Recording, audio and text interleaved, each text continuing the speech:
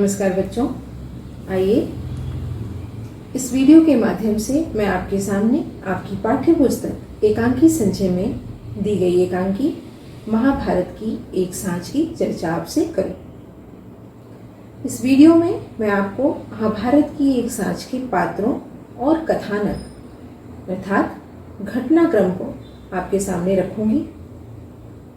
इस वीडियो को देखने से पहले एक बार एकांकी को अच्छी तरह पढ़ लें। महाभारत की एक सांझ एकांकी के एकांकीकार अर्थात लेखक हैं श्री भारत भूषण अग्रवाल। इनका जन्म 3 अगस्त 1919 को उत्तर प्रदेश के मथुरा में हुआ था। एक लंबे समय तक इन्होंने आकाशवाणी में काम किया। अपने पैतृक व्यवसाय में इनकी कोई रुचि नहीं थी, अर्थात पिता का जो व्यवसाय था वह व्यवसाय जो पीढ़ियों से इनके परिवार में चला आ रहा था उसमें इनकी कोई रुचि नहीं थी। इनकी रुचि साहित्य रचना में थी। वे साहित्य लिखना चाहते थे और उन्होंने ऐसा ही किया। अपने आप को अपने व्यवसाय से अलग कर साहित्य रचना को अपना जीवन बना लिया। इनकी अनेक कृतियां हैं, जिनमें से 2 मुख्य कृतियों के नाम मैं आपके सामने रखूंगी। वे हैं मुक्ति मार्ग और जागते रहो। 23 जून 1975 को इनकी मृत्यु हो गई और हमने एक उत्कृष्ट लेखक को सदैव के लिए खो दिया। यह था लेखक का संक्षिप्त परिचय। आइए अब हम एकांकी को समझें। कथानक के पहले मैं एकांकी के मुख्य पात्रों की चर्चा आपसे करती हूँ। वैसे तो इस एकांकी में हमने अनेक पात्रों को पढ़ा और समझा, किंतु कुछ पात्र हैं जो मुख्य हैं। आइए मैं उन पात्रों के विषय में आपसे बात करूं। पहले मुख्य पात्र के रूप में हम जिन्हें देखते हैं वे हैं धृतराष्ट्र। धृतराष्ट्र हस्तिनापुर के जन्मांध राजा हैं और कौरवों के पिता हैं। जन्मांध का अर्थ होता है वह व्यक्ति जो जन्म से अंधा हो, जो जन्म से ही कुछ न देख पाए, उसे कहते हैं जन्मांध। धृतराष्ट्र भी जन्मांध थे। दूसरे पात्र के रूप में हम मिलते हैं संजय से। संजय धृतराष्ट्र के सारथी हैं, जिन्हें श्री वेद व्यास जी से दिव्य दृष्टि का वरदान मिला है और अपनी इसी दिव्य दृष्टि के माध्यम से महाभारत के युद्ध का पूरा विवरण उन्होंने सहजता से, आसानी से धृतराष्ट्र को दिया था। दिव्य दृष्टि अर्थात वह दृष्टि जो छोटी से छोटी बात को बिना किसी मुश्किल के देख ले। अगले पात्र के रूप में हम दुर्योधन से मिलते हैं। दुर्योधन धृतराष्ट्र का ज्येष्ठ पुत्र है, बड़ा पुत्र है और कौरवों का भाई है। फिर हम मिलते हैं युधिष्ठिर से। युधिष्ठिर ज्येष्ठ पांडु पुत्र है, सबसे बड़े पांडव हैं। पांडु के महाराज पांडु के सबसे बड़े बेटे हैं। धर्मराज हैं। धर्म, सत्य और न्याय इनके जीवन के आधार हैं, जिनकी स्थापना के लिए हर कार्य को इन्होंने बड़ी ही सहजता से किया। फिर हम मिलते हैं भीम से। भीम भी पांडु पुत्रों में से एक हैं, 5 पांडवों में एक हैं और युधिष्ठिर के छोटे भाई हैं। तो ये थे इस एकांकी के कुछ प्रमुख पात्र। एकांकी शुरू होती है जिस स्थान पर, वह स्थान है द्वैत वन के जलाशय का किनारा। जलाशय का अर्थ होता है सरोवर, तालाब, जिसे हम अंग्रेजी में पॉन्ड के नाम से जानते हैं।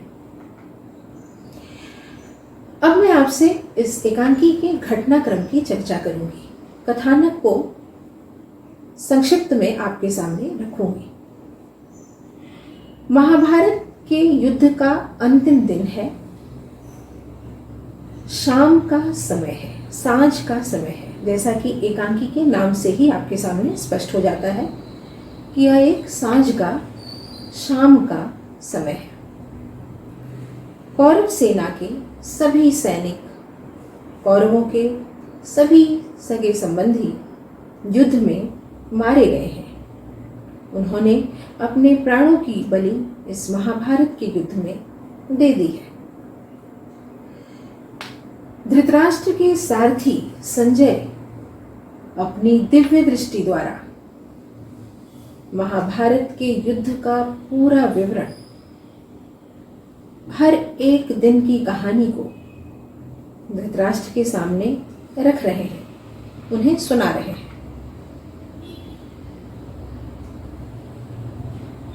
युद्ध समाप्त हो चुका है।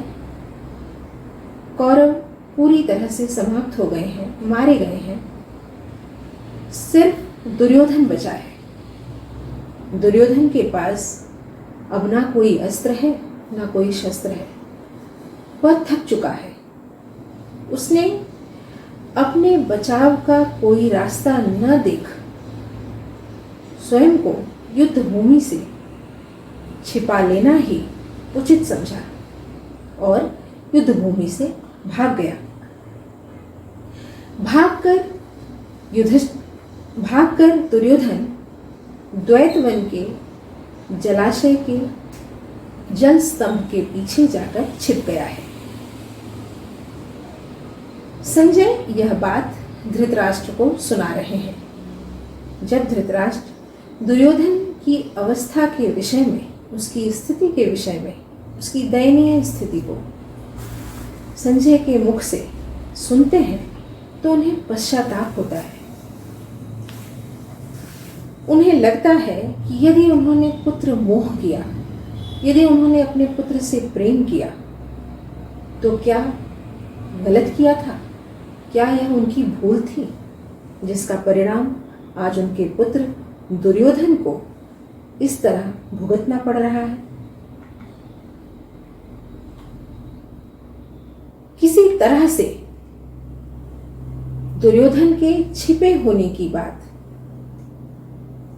युधिष्ठिर और भीम को पता चलती है। युद्ध समाप्त हो चुका है, किंतु जब तक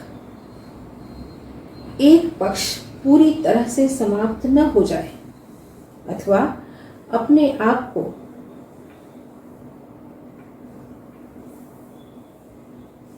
दूसरों के हवाले न कर दे, तब तक युद्ध का निर्णय आना मुश्किल होता है, कठिन होता है। यही कारण है कि युधिष्ठिर और भीम किसी भी स्थिति में दुर्योधन को सामने लाकर निर्णय करना चाहते हैं। जब उन्हें पता चलता है कि दुर्योधन जलाशय के पीछे छिपा हुआ है, वे वहां पहुंच जाते हैं और तीनों में वार्तालाप, बातचीत होती है। दुर्योधन जहां एक ओर युधिष्ठिर और भीम पर, पांडवों पर अपनी स्थिति का आरोप लगाता है, तो दूसरी ओर युधिष्ठिर और भीम दुर्योधन पर आरोप और प्रत्यारोप लगाते हैं। दुर्योधन पांडवों को महाभारत के युद्ध का कारण बताता है। वो कहता है कि उनकी महत्वाकांक्षा के कारण ही, महत्वाकांक्षा का अर्थ होता है एम्बिशन, पूरा राज्य पाने की महत्वाकांक्षा के कारण ही यह भीषण युद्ध हुआ, यह दुर्योधन कहता है। दूसरी ओर युधिष्ठिर और भीम यही आरोप दुर्योधन पर लगाते हैं, अर्थात दोनों ही पक्षों में से कोई भी एक अपनी बात को या सच्चाई को, सत्य को स्वीकार करने में सफल नहीं है। दुर्योधन बुरी स्थिति में है, वह युद्ध करने लायक नहीं है, वह युद्ध के योग्य अब नहीं है, किंतु फिर भी वह अपनी पराजय स्वीकार नहीं कर रहा है। वह हर हाल में अपने आप को वीर और बली बता रहा है, अपने शारीरिक बल का, अपने पराक्रम का बखान कर रहा है, तारीफ कर रहा है। और इधर युधिष्ठिर और भीम हर स्थिति में यही चाहते हैं कि दुर्योधन अपनी पराजय स्वीकार कर ले, ताकि युद्ध का अंत हो और न्याय तथा सत्य की स्थापना हो सके। दुर्योधन किसी भी हाल में बाहर आने को तैयार नहीं है। युधिष्ठिर और भीम उसे अपने शब्दों द्वारा, वाक्यों द्वारा उकसाते हैं। उकसाना यानी प्रोवोक करना, ताकि दुर्योधन बाहर आए और युद्ध हो और किसी एक पक्ष की विजय हो और दूसरा पक्ष इस युद्ध को हार जाए। दुर्योधन उनके उकसाने पर भी बाहर आने को तैयार नहीं है। वह अपनी असहाय स्थिति को स्पष्ट करता है और कहता है कि अब तो उसके पास अस्त्र नहीं है, वह थक गया है। यदि उसे युद्ध में जीत मिल भी जाती है तो भी वह मरुस्थल में वर्षा के एक बूंद के समान होगी। इन बातों से वह युद्ध को टालना चाह रहा है और इस सच्चाई को युधिष्ठिर और भीम भली भांति समझ लेते हैं। युधिष्ठिर उसे एक प्रस्ताव देते हैं। वह प्रस्ताव क्या है कि वह बाहर आए, अपनी इच्छा अनुसार, अपनी पसंद का कोई भी एक अस्त्र वह चुन ले और विपक्ष में जिसे चाहे उसे युद्ध करे। दुर्योधन अपने मन में किसी बात का निर्णय लेता है, जलाशय के बाहर आता है और अस्त्र के रूप में गदा चुनता है और लड़ने के लिए विपक्ष में पांडुपुत्र भीम को चुन लेता है। दुर्योधन और भीम में घमासान युद्ध होता है। दोनों ही अपनी अपनी जगह पर समान रूप से वीर हैं, पराक्रमी हैं। दोनों में से किसी की भी हार न देखकर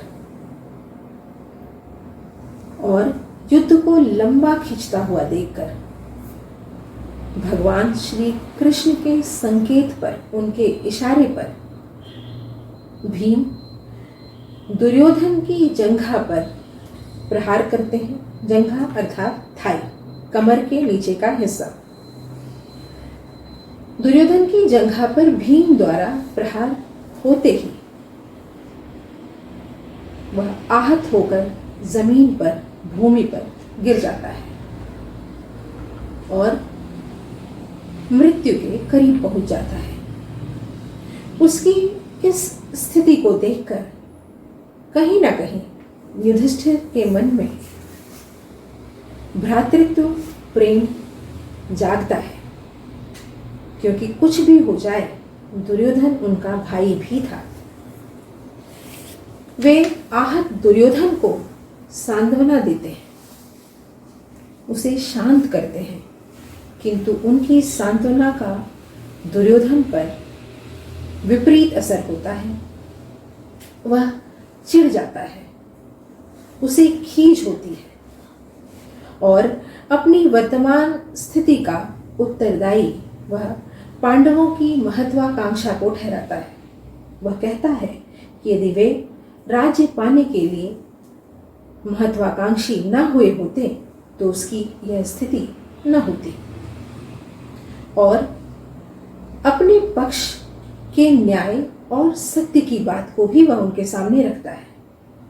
उसके अनुसार न्याय सदैव उसी के पक्ष में था।